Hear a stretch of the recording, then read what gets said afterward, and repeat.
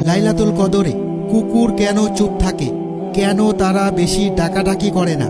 তারা কি এমন অদ্ভুত দৃশ্য দেখে? এই রাতে আকাশ থেকে অসংখ্য ফেরেশতা এসে মুমিন নরনারীর বাড়ির দরজায় এসে কি করে? খুবই চমৎকার তথ্য আজ আমরা আপনাদের বলতে চলেছি, তাই ভিডিওটি শেষ পর্যন্ত দেখতে থাকুন। আসসালামু আলাইকুম প্রিয় বন্ধুরা।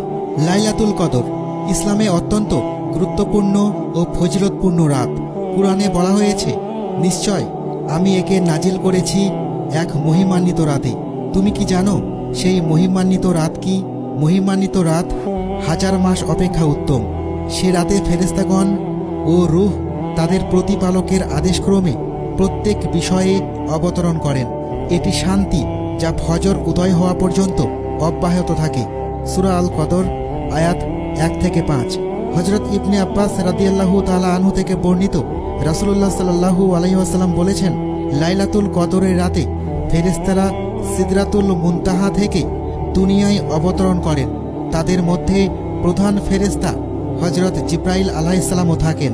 তারা দুনিয়ায় বিভিন্ন স্থানে পতাকা স্থাপন করেন, যেমন একটি পতাকা কাবা শরীফের উপর, একটি পতাকা বাইতুল মুকাদ্দাসের উপর, একটি পতাকা মসজিদে নববীর উপর এবং একটি পতাকা সিনাই পর্বতের উপর। এছাড়াও বিভিন্ন পুণ্যবান ব্যক্তির বাড়ির সামনে পতাকা স্থাপন করেন। ফেরেশতারা এই রাতে ইমানদার বান্দাদের ঘরে প্রবেশ করেন, যারা ইবাদত বন্দিকেতে মশগুল থাকেন। তারা প্রতিটি মুমিন নরনারীর জন্য কল্যাণের দোয়া করেন। তবে কিছু মানুষ এমনও থাকে যাদের কাছে গিয়ে ফেরেশতারা সালাম দেন না এবং তাদের জন্য অভিশাপ প্রেরণ করেন, যেমন যারা মাদকাসক্ত, যারা শূকরের মাংস খায়, যারা সুদ ঘুষে লিপ্ত, যারা জাফরান ব্যবহার করে। তবে কিছু বর্ণনায় এসেছে যে জাফরানের অপব্যবহার করা হলে ফেরেশতারা তাদের উপর অসন্তুষ্ট হন। মুসনাদে আহমদ হাদিস নম্বর 519। লাইলাতুল কদরের ফজিলত সম্পর্কে হযরত আবু হুরায়রা রাদিয়াল্লাহু তাআলা আনহু বর্ণনা করেন, রাসূলুল্লাহ সাল্লাল্লাহু আলাইহি ওয়াসাল্লাম বলেছেন, যে ব্যক্তি ঈমানের সাথে ও সওয়াবের আশায় লাইলাতুল কদরে ইবাদত করবে, তার পূর্ববর্তী সমস্ত গুনাহ মাফ করে দেওয়া হবে। সহিহ বুখারী হাদিস নম্বর 1901, সহিহ মুসলিম হাদিস নম্বর 760। এই রাতের আরেকটি বৈশিষ্ট্য হল ফেরেশতারা মুমিনদের ঘরে গিয়ে মুসাফা করেন। ইবনে আব্বাস রাদিয়াল্লাহু তাআলা আনহু বলেন, ফেরেশতারা হযরত জিবরাইল আলাইহিস সালামের নির্দেশে দুনিয়ায় ছড়িয়ে পড়েন এবং প্রত্যেক ছোট বড় ঘর, জঙ্গল কিংবা নৌকায়, এমনকি যেখানে একজন মুসলমানও থাকে, সেখানে গিয়ে সালাম দেন এবং মুসাফা করেন। লাইলাতুল কদরের রাতে কুকুররা কেন চুপ থাকে? অনেকে বিশ্বাস করেন যে এই রাতে কুকুর ডাকতে চায় না বা চুপ থাকে। যদিও কুরআন ও সহিহ হাদিসে সরাসরি এই ব্যাপারে কিছু বলা হয়নি, তবে ইসলামিক স্কলাররা কয়েকটি সম্ভাব্য ব্যাখ্যা দিয়েছেন। প্রথমত, ফেরেশতাদের অবতরণ।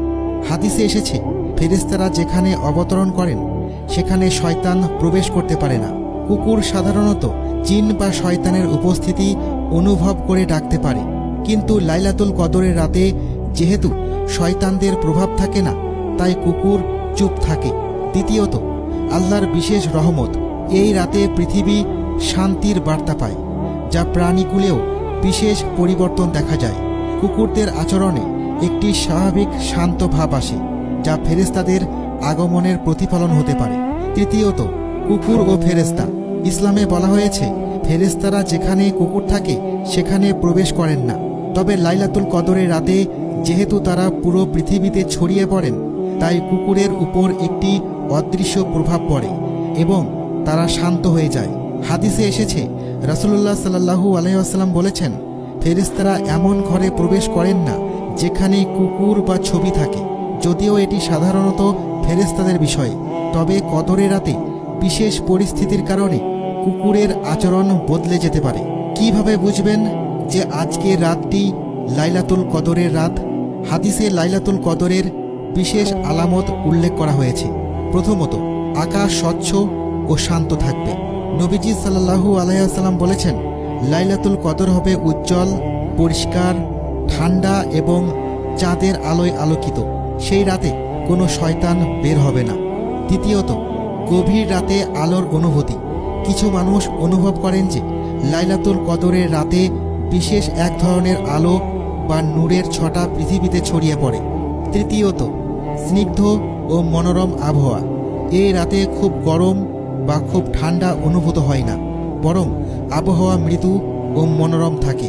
চতুর্থত, বুক ধড়ফড় করা বা অদ্ভুত প্রশান্তি অনুভব করা। অনেক মুসলমানের হৃদয়ে এই রাতে বিশেষ প্রশান্তি অনুভূত হয় এবং ইবাদতে মন বসে যায়। আল্লাহ বলেন, এতে রয়েছে শান্তি যা ফজরের সময় পর্যন্ত অব্যাহত থাকে।